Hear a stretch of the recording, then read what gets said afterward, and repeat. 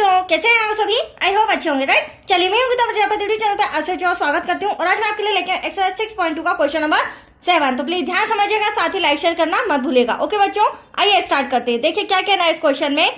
प्रमेय 6.1 का प्रयोग करते हुए सिद्ध कीजिए कि एक त्रिभुज की एक भुजा के मध्य बिंदु से होकर दूसरी भुजा के समांतर खींची गई रेखा तीसरी भुजा को समद्विभाजित करती है। तो अभी मैंने जब इसे एक्सप्लेन किया तो हो सकता है आपको समझ में ना आया, बट मैं इसे ड्रॉ के थ्रू समझाती हूँ क्योंकि हमें इसमें पहले ड्रॉ बनाना होगा, उसके बाद इजीली हम इसे सिद्ध कर पाएंगे, राइट। अब देखिए एक त्रिभुज, तो एक त्रिभुज हम यहाँ पर बना लेते हैं। ये मैंने बनाया यहाँ पर एक त्रिभुज, इसे नाम दे देंगे बच्चों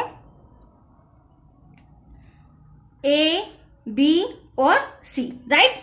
अब देखो क्या कहा गया है, ड्रॉ तो हमने कर लिया। एक त्रिभुज की एक भुजा के मध्य बिंदु से, तो हम एक भुजा ए बी ले लेते हैं।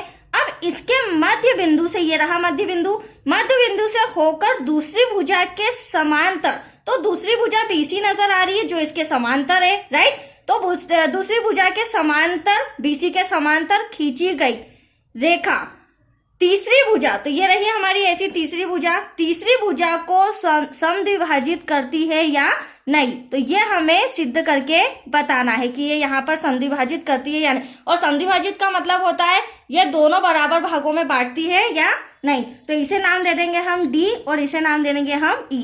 कहने का मतलब ये है बच्चों, हमें सिद्ध करके बताना है ए ई जो है वह बराबर होना चाहिए ई सी के। तो आया आपको समझ में क्वेश्चन? चलिए अब दिया है, ज्ञात करना है, फटाफट लिख लेते हैं।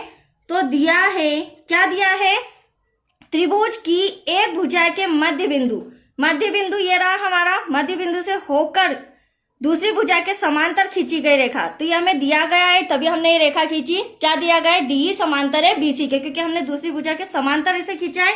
तो यहाँ लिखेंगे हम, दिया है डी समांतर है बीसी रेखा के, राइट। फिर हमें क्या बोला गया है, अब इसे जो प्रतिच्छेद समद्विभाजित करते हुए जा रही है बराबर भागों में, तो यहां हम लिख सकते हैं जो ई है वह एसी का क्या है, मध्य बिंदु है। तो यहां लिखेंगे ई कोमा एसी, एसी का मध्य बिंदु है। फिर अब ई एसी का मध्य बिंदु है, तो यहां पर हमें सिद्ध करना होगा। क्या सिद्ध करना होगा वो भी हम लिख लेते हैं। सिद्ध करना है ए बराबर ई सी। तो यहां तक कोई डाउट आपको? चलिए कंटिन्यू करते हैं।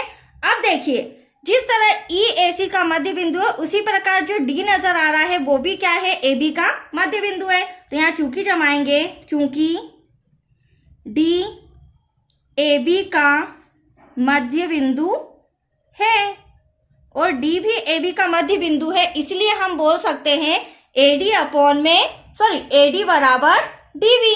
तो यहां लिख देती हूं मैं, इसीलिए जो एडी है वो किसके बराबर है, डीबी के बराबर।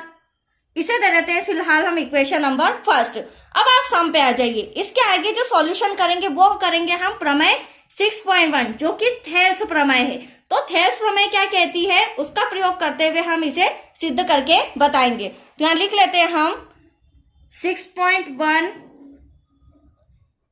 थेल्स प्रमेय के अनुसार। अब देखिए बच्चों थेल्स प्रमेय क्या होती है। तो देखो किसी भी त्रिभुज की एक भुजा के समांतर यदि कोई दूसरी रेखा खींची जाती है तो वह अन्य दो भुजाओं ए बी और ए सी, अन्य दो भुजाओं को बराबर भागों में बांट देती है। तो यहाँ पर डी समांतर है बीसी के जो कि हमें दिया गया है, इसलिए हम कह सकते हैं थेल्स प्रमेय से एडी अपॉन में डी बी बराबर होगा एई अपॉन में ईसी के, राइट। ये किसका कहना है, थेल्स प्रमेय का। तो यहाँ पर पहले तो हम लिखेंगे डी समांतर है बीसी के, इसीलिए थेल्स प्रमेय के अनुसार जो एडी है वह डिवाइड में एडी अपॉन में डीबी बराबर होगा एई अपॉन में ईसी के, राइट। अब यहाँ पर हम क्या करेंगे, ध्यान से समझिएगा। यहाँ पर जो आपको एडी नजर आ रहा है, समीकरण 1 से मैं एडी के प्लेस पर क्या लिख सकती हूँ, डीबी।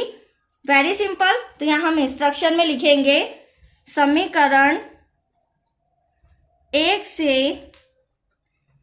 एडी बराबर डीबी लेने पर, राइट। तो अब यहाँ क्या हो जाएगा, एडी के प्लेस पर हम क्या कर देंगे, डीबी। तो देख सकते हैं आप, डीबी अपॉन में DB equals to AE upon में ईसी।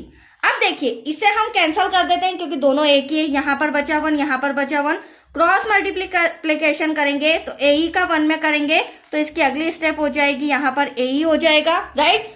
और ईसी का 1 में करेंगे तो ये भी क्या हो जाएगा, इक्वल्स टू में ईसी। और आपका क्वेश्चन भी क्या था कि जब तीसरी भुजा संधिभाजित होती है और ई उसका मध्य बिंदु है तो एई बराबर होना चाहिए ईसी के, राइट। यही हमें सिद्ध करना था।